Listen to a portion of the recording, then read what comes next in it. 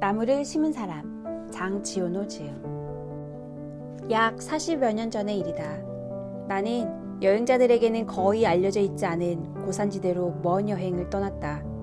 그곳은 알프스 산맥이 프로방스 지방으로 뻗어내린 아주 오래된 산악지대였다. 그곳엔 야생 라벤더 말고는 아무것도 자라지 않았다. 폭이 가장 넓은 곳을 가로질러 사흘을 걷고 나니 더없이 황폐한 지역이 나왔다. 나는 뼈대만 남은 버려진 마을 옆에 텐트를 쳤다. 마실 물이 전날부터 떨어져서 물을 찾아야만 했기 때문이다. 폐허가 되어 있기는 했지만 낡은 말 벌집처럼 집들이 모여있는 것을 보니 옛날엔 이곳이 샘이나 우물이 있었을 것이라고 생각되었다. 과연 샘이 있긴 했지만 바싹 말라붙어 있었다. 그곳엔 살아있는 것이라고는 전혀 없었다. 햇빛이 눈부시게 쏟아지는 6월의 아름다운 날이었다. 그러나 하늘 높이 솟아있는 나무라고는 없는 땅 위로 견디기 어려울 만큼 세찬 바람이 불고 있었다. 뼈대만 남은 집들 속으로 불어닥치는 바람 소리는 마치 짐승들이 먹는 것을 방해받았을 때 그러는 것처럼 으르렁거렸다. 나는 텐트를 걷지 않을 수 없었다. 그곳에서부터 5시간이나 더 걸어보았어도 여전히 물을 찾을 수 없었고 또 그럴 희망마저 보이지 않았다.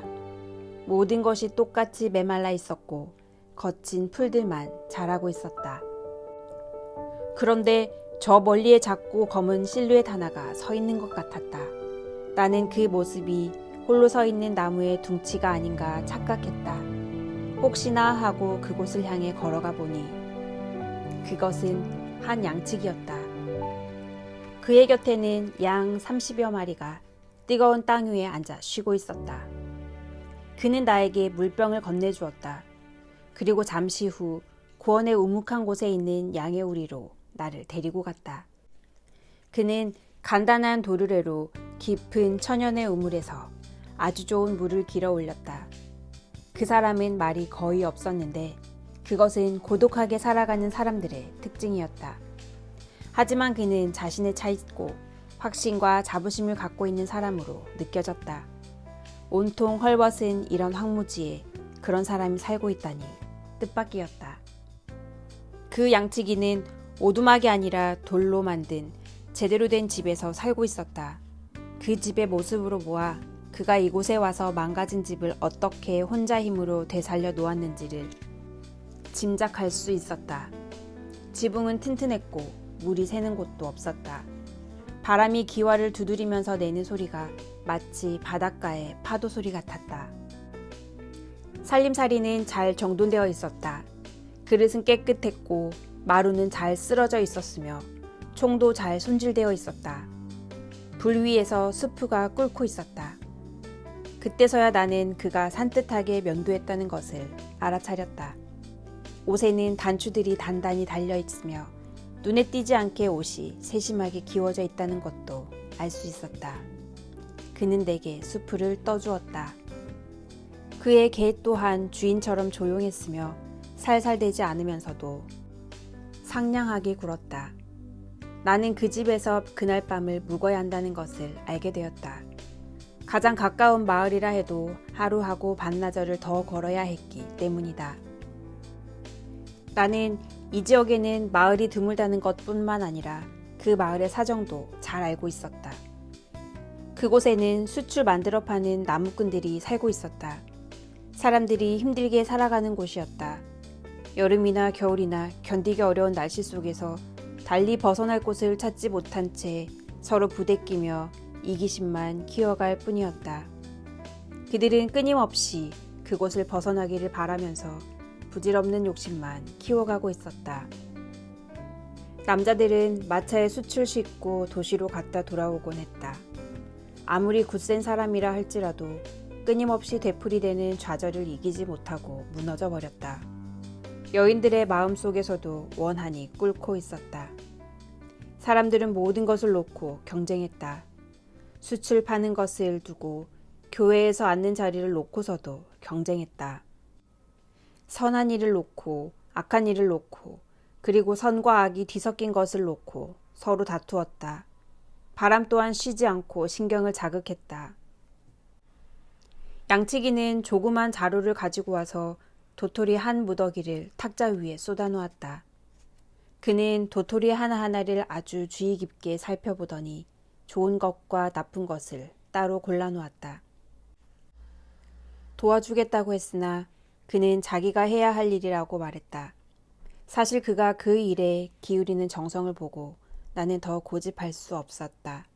우리의 대화는 그것이 전부였다. 그는 아주 굵은 도토리 한 무더기를 모으더니 그것을 10개씩 세어 나누었다. 그러면서 그는 도토리를 더 자세히 살펴보고 그 중에서도 작은 것이나 금이 간 것을 다시 골라냈다. 그렇게 해서 완벽한 상태의 도토리가 100개 모아졌을 때 그는 일을 멈추었고 우리는 잠자리에 들었다. 이 사람과 함께 있으니 마음이 평화로웠다. 나는 호기심을 느꼈고 그 사람에 대해 더 알고 싶었다. 그는 우리에서 양떼를 몰고 풀밭으로 갔다. 떠나기 전에 그는 정성껏 골라 세워놓은 도토리 자루를 물통에 담갔다. 나는 걸으며 쉬며 그가 가는 길을 따라갔다. 양들의 풀밭은 작은 골짜기에 있었다. 그는 양떼를 개에게 돌보도록 맡기고는 내가 있는 곳으로 올라왔다. 그는 나에게 달리 할 일이 없으면 자기와 함께 가지 않겠느냐고 했다. 그는 그곳에서 산등성이 쪽으로 200m쯤을 더 올라갔다. 그가 가려고 한 곳에 이르자 그는 땅에 쇠막대기를 박기 시작했다. 그렇게 해서 구멍을 파고는 그 안에 도토리를 심고 다시 덮었다. 그는 떡갈나무를 심고 있었다. 나는 그곳이 그의 땅이냐고 물었다. 그는 아니라고 했다. 그러면 누구의 땅인지 알고 있는 것일까? 그는 모르고 있었다. 그는 그 땅이 누구의 것인지 관심조차 없었다. 그는 아주 정성스럽게 도토리 100개를 심었다. 점심을 먹은 뒤 그는 다시 도토리를 고르기 시작했다. 내가 끈질기게 물어보자 그는 내가 묻는 말에 대답해 주었다. 그는 3년 전부터 이 황무지에 홀로 나무를 심어왔다고 했다. 그리하여 그는 도토리 10만 개를 심었다. 그리고 10만 개의 씨에서 2만 그루의 싹이 나왔다. 그는 들쥐나 산토끼들이 나무를 갉아먹거나 신의 뜻에 따라 예측할 수 없는 일들이 일어날 경우 이 2만 그루 가운데 또 절반가량이 죽어버릴지도 모른다고 예상하고 있었다. 그렇게 되면 예전에는 아무것도 없었던 이 땅에 떡갈나무 1만 그루가 살아남아 자라나게 될 것이다. 그제야 나는 그의 나이가 궁금했다. 그는 분명히 50살이 넘어 보였다. 그는 자신의 나이가 55살이라고 했다. 이름은 엘제아르 부피에였다. 지난날 그는 평지에 농장을 하나 가지고 자신의 꿈을 꾸며 살았다고 했다. 그러나 하나밖에 없는 아들이 죽고 나서 아내마저 세상을 떠났다. 그 뒤 그는 고독 속으로 물러나 양들과 개와 더불어 한가롭게 살아가는 것을 기쁨으로 여겼다. 그는 나무가 없기 때문에 이곳의 땅이 죽어가고 있다고 생각했다. 그는 달리 해야 할 중요할 일도 없었으므로 이런 상태를 바꾸어 보기로 결심했다고 덧붙였다. 그 당시 나는 젊지만 혼자 살고 있었으므로 다른 고독한 사람들의 영혼에 섬세하게 다가갈 줄 알았다. 그런데도 나는 한 가지 실수를 저지르고 말았다. 정확히 말하면 나는 젊은 나이 탓에 나 자신과 관계된 일이나 행복을 추구하는 것만을 마음에 두고 미래를 상상해 보았던 것이다. 그래서 나는 30년 후면 떡갈나무 1만 그루가 아주 멋진 모습을 하고 있을 것이라고 말했다. 그는 아주 간단하게 대답했다. 만일 하나님이 그때까지 자신을 살아있게 해주신다면 그동안에도 나무를 아주 많이 심을 것이기 때문에 이 1만 그루의 나무는 바다의 물 한 방울과 같을 것이라고 그는 말했다. 그는 벌써부터 너도 밤나무 재배법을 연구해 오고 있었으며 그의 집 근처에서 어린 묘목들을 기르고 있었다. 그 다음 날 우리는 헤어졌다. 이듬해인 1914년에 1차 세계대전이 일어나 나는 5년 동안 전쟁터에서 싸웠다. 보병이었던 나는 나무에 대해서는 전혀 생각할 수 없었다. 사실 그 옛날의 일은 나에게 아무런 흔적도 남기지 못했다. 전쟁이 끝났을 때 나에게 남아있는 것이라고는 군 복무를 마치고 받은 아주 적은 제대수당과 조금이라도 맑은 공기를 마시고 싶다는 강한 욕망밖에 없었다. 황무지로 가는 길을 다시 찾아 나섰을 때 나에게는 오직 그 생각밖에 없었다. 그곳은 변함이 없었다. 나는 여기 오기 전날부터 나무를 심던 그 양치기를 다시 생각하기 시작했다. 떡갈나무 10,000그루라면 꽤 넓은 땅을 차지하고 있을 거야 하고 나는 생각했다. 나는 지난 5년 동안 죽어가는 사람을 너무 많이 보아서 엘제아르 부피에도 죽었을 것이라고 생각했다. 그러나 그는 죽지 않고 살아있었다. 그는 더 원기왕성해 보였다. 그는 생업도 바꾸었다. 양들을 4마리만 남기고 그 대신 벌 100여 통을 치고 있었다. 그동안 그는 전쟁 때문에 불안을 느끼지는 않았다고 했다. 그리고 나는 그것을 확인할 수 있었다. 그는 흔들리지 않고 전과 다름없이 계속 나무를 심었던 것이다. 1910년에 심은 떡갈나무들은 그때 10살이 되어 있었다. 그리고 나무들은 나와 엘제아르 부피의 키보다 더 높이 자라 있었다. 참으로 놀라운 모습이었다. 그야말로 말문이 막혔다. 엘제아르 부피에도 말이 없었으므로 우리는 말없이 그의 숲속을 거닐며 하루를 보냈다. 숲은 세 구역으로 되어 있었는데 가장 넓은 곳은 폭이 11km나 되었다. 이 모든 것이 아무런 기술적인 장비도 갖추지 못한 오직 한 사람의 영혼과 손에서 나온 것이라 생각하니 인간이란 파괴가 아닌 다른 분야에서는 하나님처럼 유능할 수 있다는 생각이 들었다. 부피에는 자기 뜻을 꾸준히 실천해가고 있었다. 내 어깨에 와닿는 너도 밤나무들이 끝없이 펼쳐져 있어 그것을 말해주고 있었다.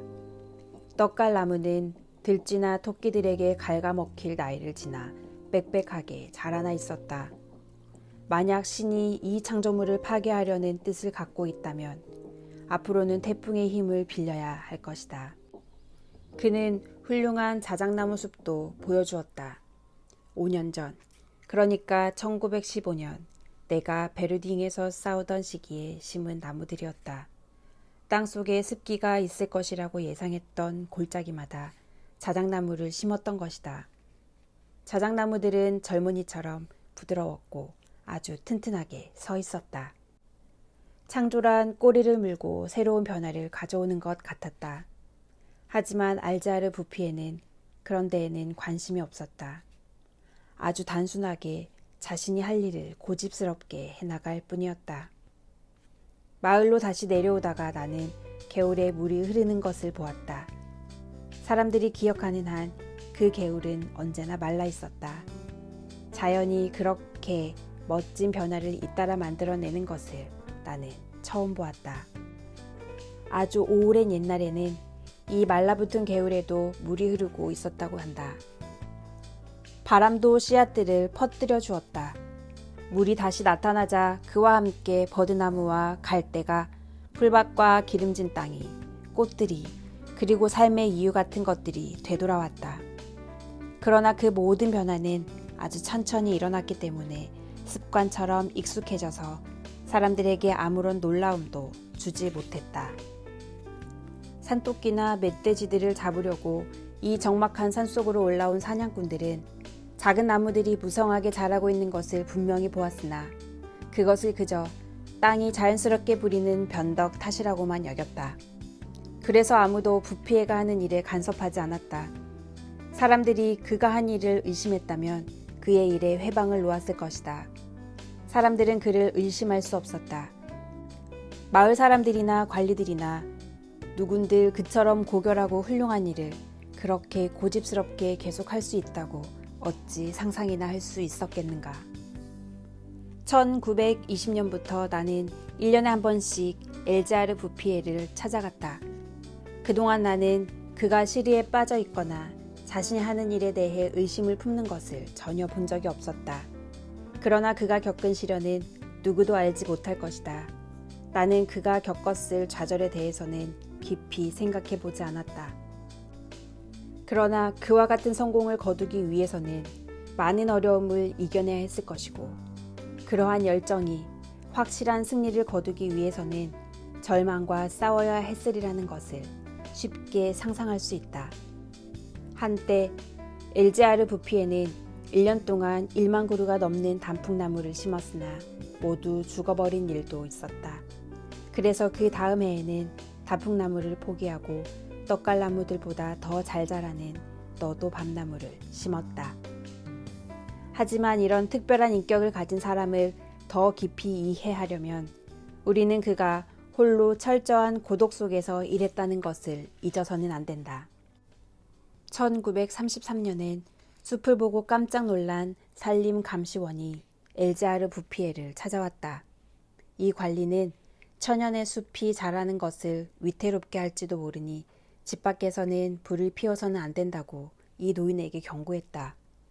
그 관리는 순진하게도 숲이 혼자 저절로 자라는 것은 처음 본다고 말했다. 그 무렵에 엘자르 부피에는 집에서 12km나 떨어진 곳에 너도 밤나무를 심으러 다니곤 했다. 그때 그는 이미 75살이었으므로 매일 오고 가는 수고를 덜기 위해 나무를 심는 곳에 조그만 돌집을 하나 지으려고 생각하고 있었다. 그는 다음 해에 그 집을 지었다. 1935년에는 진짜 정부 대표단이 천연의 숲을 시찰하러 왔다. 산림청의 고위 관리와 국회의원, 전문가들이 함께 왔다. 그들은 쓸데없는 말들을 많이 했다. 그들은 무엇인가를 하기로 결정했는데, 그러나 다행히도 단 한 가지 유익한 일을 빼고는 아무 일도 하지 않았다. 즉, 그 숲을 나라의 관리 아래 두고 나무를 베어 숯을 굽는 것을 금지한 것이다. 그들 역시 건강이 넘치는 젊은 나무들의 아름다움에 매혹당하지 않을 수 없었다. 그 아름다운 숲은 국회의원까지도 사로잡았던 것이다. 대표단의 산림 전문가들 가운데는 내 친구가 한 사람 있었다. 나는 그에게 이 숲의 비밀을 설명해 주었다. 그리고 그 다음 주에 우리 두 사람은 엘자르 부피에를 찾아갔다. 부피에는 대표단이 시찰한 지점에서 20km쯤 떨어진 곳에서 한창 일하고 있었다. 산림 전문가인 내 친구는 역시 그다웠다. 그는 가치 있는 것을 알아볼 줄 알았고 입을 다물 줄도 알았다. 나는 선물로 가져간 달걀 몇 개를 내놓았다. 우리는 함께 점심을 나누어 먹고 말없이 경치를 바라보면서 몇 시간을 보냈다. 우리가 지나온 곳은 6, 7m 높이의 나무들로 뒤덮여 있었다. 1913년에 보았던 이곳의 모습이 생각났다. 황무지가 떠올랐다. 평화롭고 규칙적인 일, 고산지대의 살아있는 공기, 소박한 음식, 그리고 무엇보다도 마음의 평화가 이 노인에게 놀라우리만큼 훌륭한 건강을 가져다 주었다. 그는 하나님이 보내준 일꾼이었다. 나는 그가 앞으로도 얼마나 많은 땅을 나무로 덮을 것인지를 생각해 보았다. 떠나기 전에 내 친구는 노인에게 이곳의 토양에 알맞을 것 같은 몇몇 나무의 종류에 관해 짧게 말해 주었다. 그러나 그것을 고집하지는 않았다. 나중에 내 친구는 당연히 그분은 나무에 대해 나보다 더 많이 알고 있어 라고 나에게 말했다. 그 생각이 계속 마음속에서 떠나지 않았는지 내 친구는 1시간쯤 걷고 나서 다시 이렇게 덧붙였다. 그는 나무에 대해 누구보다 많이 알아. 그는 행복해질 수 있는 멋진 방법을 찾은 사람이야 라고.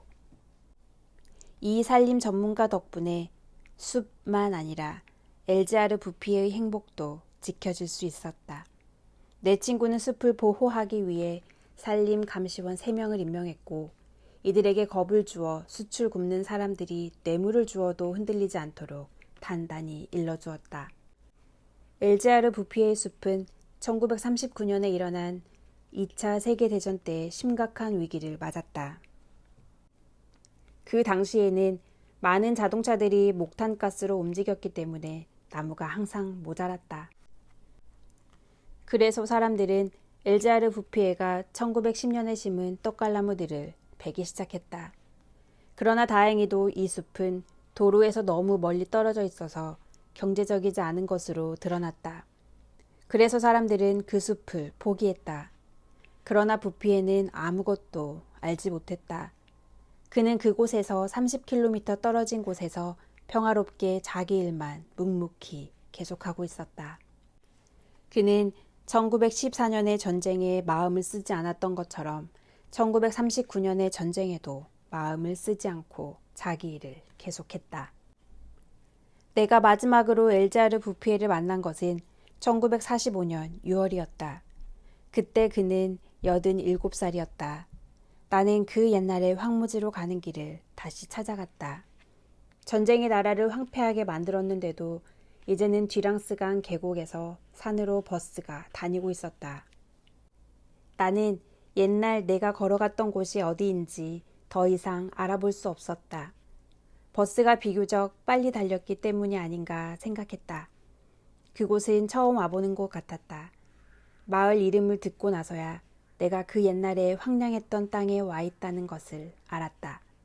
나는 베르공 마을에서 버스를 내렸다. 1913년에는 이 마을에 10집인가 12집이 있었고 사람이라고는 단 3명만이 살고 있었다. 그들은 난폭했고 서로 미워했으며 덫으로 사냥을 해서 먹고 살았다. 육체적으로나 정신적으로나 거의 원시인에 가까운 삶이었다. 버려진 집들을 쐐기풀이 덮고 있었다. 그들에게는 죽음을 기다리는 것밖에 희망이 없었다. 하물며 선한 일을 하며 사는 것은 생각할 수도 없었다. 그러나 모든 것이 변해 있었다. 공기마저도 달라져 있었다. 옛날에 메마르고 거친 바람 대신 향긋한 냄새를 실은 부드러운 바람이 불어오고 있었다. 물 흐르는 소리 같은 것이 저 높은 언덕에서 들려오고 있었다. 숲속에서 부는 바람 소리였다. 그런데 놀랍게도 못 속으로 흘러드는 진짜 물소리가 들려오는 것이었다. 나는 만들어진 샘에 물이 넘쳐 흐르는 것을 보았다. 그리고 나를 가장 감동시킨 것은 그 샘 곁에 이미 4살쯤 되어 보이는 보리수가 심어져 있는 것이었다. 벌써 잎이 무성하게 자란 이 나무는 분명히 부활의 한 상징임을 보여주고 있었다. 더구나 베르공 마을에는 사람들이 희망을 가져야만 할 수 있는 공동 작업을 한 흔적이 뚜렷이 보였다. 희망이 이곳에 다시 돌아와 있었던 것이다. 마을 사람들은 망가진 집과 담을 허물고 집 5채를 새로 지었다. 그 뒤로 마을 사람들의 수는 28명으로 늘어났는데 그 가운데는 젊은 부부도 4쌍 끼어 있었다. 산뜻하게 벽을 바른 새 집들이 채소밭에 둘러싸여 있었다. 채소밭에는 양배추와 장미, 파와 금어초, 샐러리, 아네모네 등 채소와 꽃들이 어울려 가지런히 자라고 있었다. 그곳은 사람들이 살고 싶은 마을이 되어 있었다. 그곳에서부터 나는 다시 조금 더 걸어갔다. 이제 막 전쟁이 끝난 터라 그곳은 아직은 삶을 활짝 꽃피우지 못하고 있었지만 라자로는 이미 무덤 밖에 나와 있었다. 나지막한 사연 기슭에는 보리와 호밀이 자라고 있었고 저 아래 좁은 골짜기에는 풀밭이 파랗게 물들어 있었다. 이 고장 전체가 건강과 번영으로 다시 빛나기까지는 그로부터 8년밖에 걸리지 않았다. 1913년에 보았던 폐허의 땅 위에는 잘 단장된 아담하고 깨끗한 농가들이 들어서서 행복하고 안락하게 살아가고 있음을 보여주었다. 비와 눈이 숲속으로 스며들어 옛날에 말라버렸던 샘들에서 물이 다시 솟아나기 시작했다. 사람들은 그 샘물로 물길을 만들었다. 단풍나무 숲속에 있는 농장들에는 모두 샘이 있었는데 맑은 샘물이 융단을 깔아놓은 듯한 싱싱한 박하 풀잎 속으로 흘렀다. 마을들이 조금씩 되살아났다. 땅값이 비싼 평야지대의 사람들이 이곳으로 이주해와 젊음과 활력과 모험 정신을 가져다 주었다. 건강한 남자와 여자들, 그리고 밝은 웃음을 터뜨리며 시골 축제를 즐길 줄 아는 소년 소녀들을 길가에서 만날 수 있었다. 즐겁게 살아가게 된 뒤로 몰라보게 달라진 옛 주민들과 새로 이주해온 사람들을 합쳐 10,000명이 넘는 사람들이 엘자르 부피의 덕분에 행복하게 살아가고 있었다. 한 사람이 오직 정신적, 육체적 힘만으로 황무지에서 이런 가나안 땅을 일으켜낼 수 있었다는 것을 생각하면 나는 그 모든 것에도 불구하고 인간에게 주어진 힘이란 참으로 놀랍다는 것을 깨닫게 된다. 위대한 혼과 고결한 인격을 지닌 한 사람의 끈질긴 노력과 열정이 없었던들 이러한 결과는 있을 수 없었을 것이다. 엘지아르 부피에 그를 생각할 때마다 나는 신에게나 어울릴 이런 일을 훌륭하게 해낸 배운 것 없는 늙은 농부에게 크나큰 존경심을 품게 된다. 엘지아르 부피에는 1947년 반홍 요양원에서 평화롭게 눈을 감았다.